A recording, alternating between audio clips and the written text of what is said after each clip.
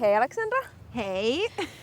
Me ollaan täällä upeissa maisemissa. Missä me ollaan? Me ollaan Suomenlinnassa. Tää on mun lapsuuden kotimaisema. Aika ihana lapsuuden kotimaisema. Minkä takia tää on sulle spessupaikka? No siis täällä mä oon kehitellyt mun varmaan mielikuvitusta ja kaikkia storeja ja leikkinyt täällä, juoksennut tuolla kallioilla, liukastellut. Nyt ei varmaan kannata mennä. Ja sit uinut täällä. Ja sitten on katseltu auringonlaskuja ja kaikkea. Niin Aika ihana. Tää on aika ihana mesta. Aika täydellistä. Ihanaa, että pääsin tänne sun kanssa. Niin, kiva, että oot täällä. Jee!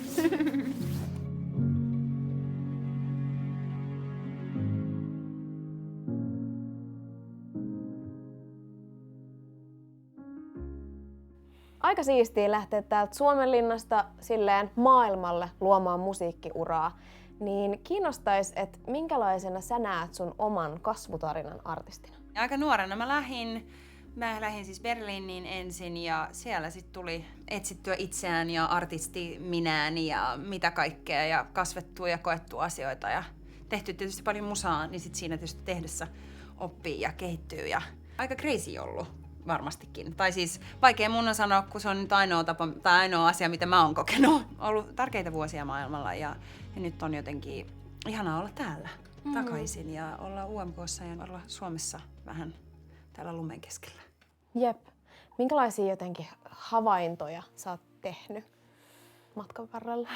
No ehkä semmoinen asia, mikä on ollut jotenkin tosi tärkeää, on ollut niinku, että mä on joka vuosi enemmän niinku ok itseni kanssa ja jotenkin tutustuu itseensä ja jotenkin myöskin pikkuhiljaa tajuu, kuka on artisti ja mitä haluaa tehdä. Ja silloin on tosi paljon helppo jotenkin myös kommunikoida sitä ympärillä oleville ihmisille ja on kivempaa tehdä, kun on niinku rauhallisempi meininki. Paljon on semmoista suorituspainetta mua itseäni kohtaan ja niinku, vähän semmoinen huijarisyndroomakin, koska mä en ole opiskellut mitään. Mä lähdin 19-vuotiaan Berliiniin ja niinku vaan aloin niinku joskus teinenä kirjoittaa biisejä.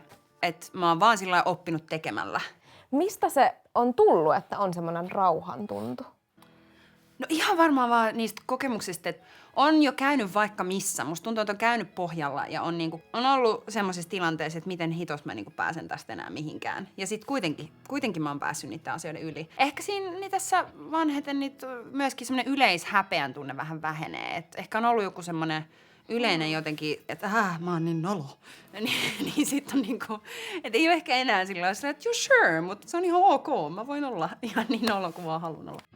Ja sit siinä silleen samalla, kun on ollut sun artistin kasvutarina, niin sit just silleen ihmisenä myöskin kasvaa koko ajan siinä samalla. Ja joten... Kyllä, ehdottomasti niinku artisti minä on niinku semmoinen eri tavallaan hahmo, mutta se on niinku osa mua hyvin vahvasti ja asiat, mitä mä kirjoitan ja jotenkin se ulosanti ja se itseilmaisu, se on kuitenkin tosi henkilökohtaisesta ja mulle niinku tosi tärkeää ja mulle iso osa mua, niin tietysti se kaikki mun henkilökohtainen elämä ja jotenkin ne kaikki asiat, mitä mä henkilökohtaisessa elämässä koen, niin ne vaikuttaa ihan hirveästi tietysti siihen tekemiseen ja olemiseen artistina.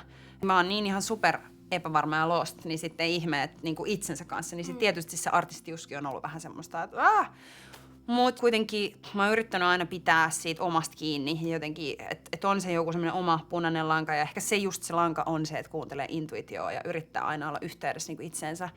Että jokaisen valinnan, joka tekee, että se tulee jostain syvältä ja yrittää parhaansa unohtaa kaikki muiden mielipiteet, vaikka se on ollut kyllä tosi vaikeaa. Ehdottomasti on myös tehnyt päätöksiä sen niin kuin pohjalta, että mitä mä luulen, että ihmiset haluaa. Mutta vaikka ei kukaan olisi sanonut sitä suoraan, niin kyllä se aina välillä tulee semmoinen, että ehkä mun pitäisi olla tätä, ehkä mun pitäisi olla tota.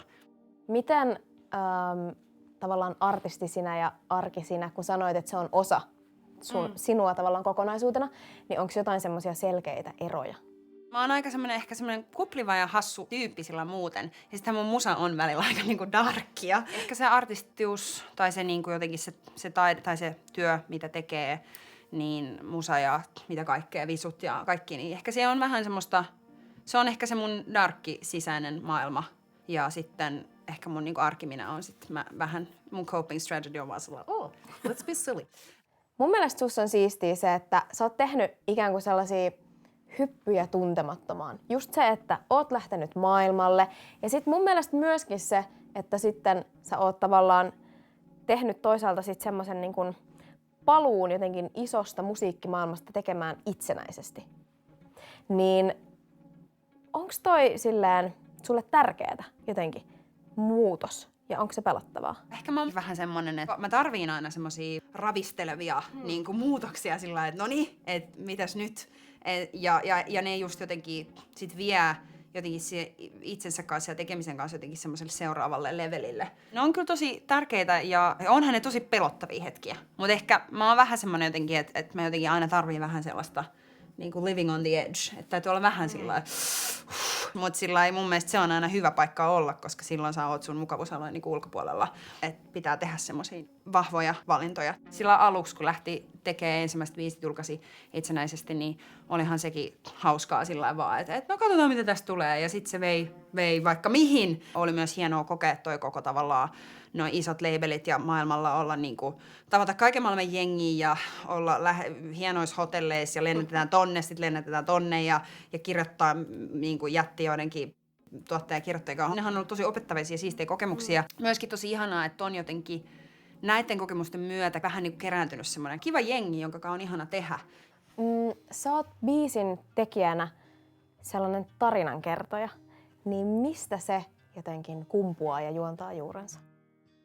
Mä oon siis aina tykännyt kertoa tarinoita. Lapsena, kun mä istuin pytyllä, kakalla, niin silloin mä kerroin ihan todella pitkiä tarinoita. Mä myös istuin silloin aivan liian pitkään.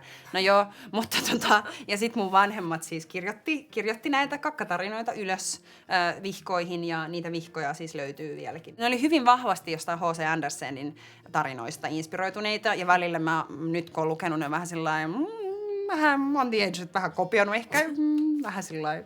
Joo, mutta siis mä rakastin niinku satuja ja niinku tarinoita ja keksin niitä aina koko ajan. Mä myös kirjoitin jonkun pienen kirjan, siis joskus 6-vuotiaana ja niinku, että on vaan ollut ihan hirveästi kaikkea tuolla meininkiä ja se on ollut aina jotenkin semmoinen luonnollinen, tai jotenkin, että haluaa saada sitä jotain ulos, niitä ideoita ja se on ollut tosi hauskaa ja sillai on ollut eri tapoja. Mä tanssin pitkään ja sekin on tietysti itseilmaisu ja sitten mä soitin pianoa ja sitten tietysti tää laulaminen ja biisin kirjoittaminen sitten tuli ja kaikkea sitä on puhastelua. Miten hyvin sä oot pystynyt nyt silleen UMK:ssa toteuttaa omia taiteellisia visioita ja esimerkiksi sitä kautta silleen tukea sun biisiä? Hyvin. Siis on ollut tosi ihana tutustua uusiin ihmisiin, tehdä uusien ihmisten kanssa näitä juttuja ja video oleva ihana tehdä, ihana päästä tanssiin esimerkiksi videossa niin paljon. Vaikka on niinku, tai sillä vaikka on sitä tanssitaitoa ja rakastan siis tanssia ja liikkua ja näin, niin jotenkin mä en ole ehkä vielä uskaltanut ennen niin paljon sillä channelaa niinku noihin juttuihin, siis videoihin esim. Niin paljon niinku liikettä. Niistä oli ihanaa, kun noi sit kannusti siihen ja mulle oltiin se, että hei, et tehdään niinku semmoinen tanssijohteinen tästä videosta.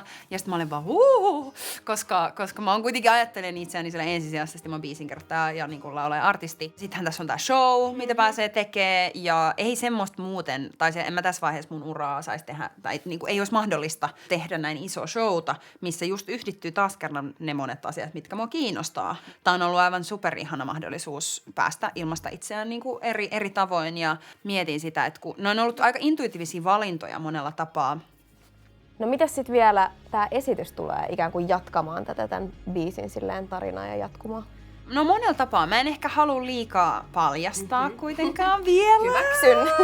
Mutta joo, kyllä se tulee jatkaa paljon sitä ja upea show tulee. Ja paljon tunnetta ja draamaa ja vähän tanssia ja visuaalista kaikkea karkkia ja joo semmoista. Can't wait.